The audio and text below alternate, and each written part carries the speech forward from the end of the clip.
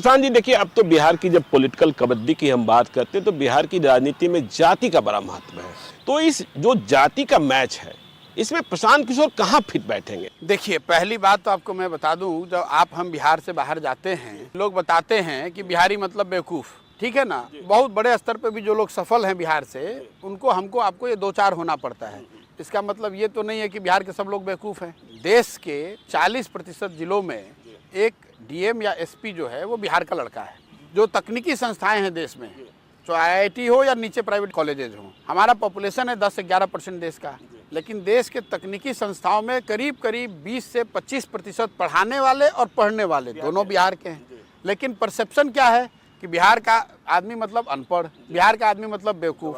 तो ये जो जाति वाली बात है, परसेप्शन का मामला है। बिहार में जाति उतनी ही बड़ी सच्चाई है जितनी तमिलनाडु और आंध्रा में है, जितनी गुजरात और कर्नाटक में है।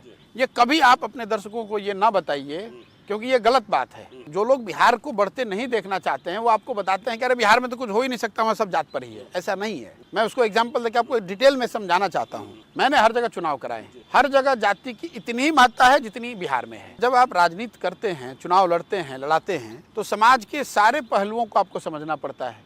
उसमें जाति भी एक सच्चाई है, उसको भी आपको समझना पड़ेगा। जाति को समझना और जाति की राजनीति करना दोनों दो बात है। आपको समझ होनी चाहिए।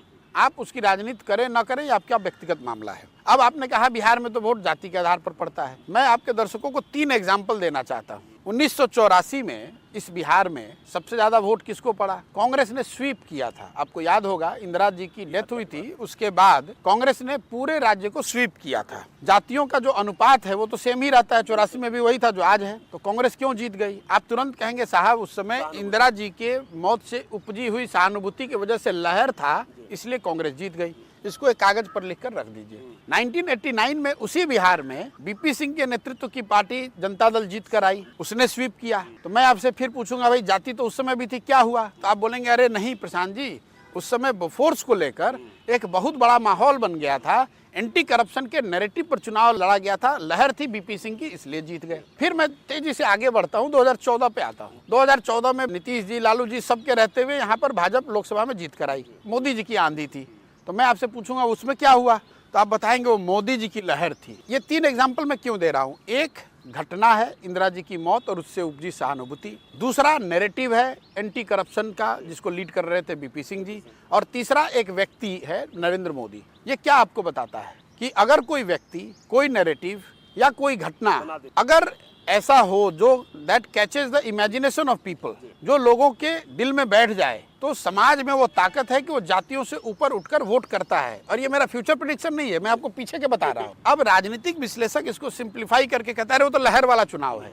आपको ये देखना है कि लहर क्यों बना। तो घटना से भी बन सकता है, नैरेटिव से बन सकता है, किसी व्यक्ति से बन सकता है, लेकिन मूल बात यह है कि अगर लहर बन जाए तो क्या समाज में वो ताकत है कि वो जातियों से उठकर वोट करे? पीछे का अनुभव ये बताता है कि हाँ वो ताकत है। इसलिए समाज को दोषी देना, अब हम में पात्रता है नहीं। होता ये है कि जब आपकी कोई घटना नहीं है, कोई नैरेटिव नहीं है, कोई व्यक्तित्व ऐसा नहीं है, तो समाज में ये टेंडेंसी होती है कि भाई चलो कुछ नहीं, अपनी जाति वाले को वोट दे देते हैं। तो जो हारता है वो ये कहता है कि हम तो जीत रहे थे, जाति हो गई इसलिए हार गए। अरे भाई आपकी पात्रता हुई नहीं, आपका पब्लिक में वो सिंपैथी बना नहीं। तो ये जो तरीका है कहने का कि हम इसलिए हार गए क्योंकि सब जात वाला दूसरे को वोट कर गए, इन सारी एनालिसिस को छोड़ दीजिए। आज सबसे ज्यादा वोट एक नेता को जिसके नाम पर वोट पड़ रहा है बिहार में, वो नरेंद्र मोदी जी हैं। नरेंद्र मोदी के जाति के कितने लोग बिहार में रहते हैं आप बताइए मुझे। तो आप खुद से अपनी बात को कॉन्ट्राडिक्ट 1 मिनट में कर रहे हैं। आप कह रहे हैं कि बिहार में सिर्फ और सिर्फ जाति के आधार पर वोट पड़ता है, और दूसरा आप कह रहे हैं कि बिहार में सबसे ज्यादा वोट नरेंद्र मोदी को है, जो भाजपा को भी वोट मिल रहा है। लोग कहते भी वो तो मोदी जी के नाम पर वोट पड़ रहा है। तो मोदी जी के जाति के कितने लोग बिहार में रहते हैं आप मुझे समझा दीजिए।